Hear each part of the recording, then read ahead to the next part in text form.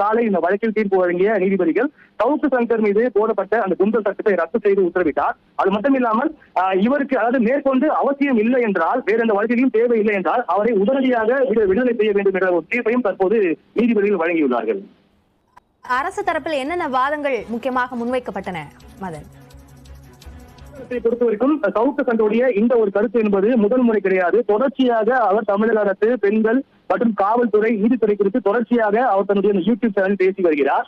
இந்த ஒரு கருத்தின் காரணமாக பொதுமக்களுடைய அமைதிக்கு பாதகம் ஏற்படுது, பல்வேறு பிரச்சனைகள் ஏற்படுவதற்கான வாய்ப்பு உள்ளது. ஏற்கனவே ஒரு முறை கைது செய்யப்பட்டார். அப்போது கூட மதுரை நீதிமன்றத்தில் அவர் இது போன்று மேற்கொண்டு தவறு செய்ய மாட்டேன், இது போன்ற கருத்து தெரிவிக்க மாட்டேன் என்று அந்த ஒரு விஷயத்தில் அந்த உறுதியளித்த பேரிலே அவர் விடுவிக்கப்பட்டார்.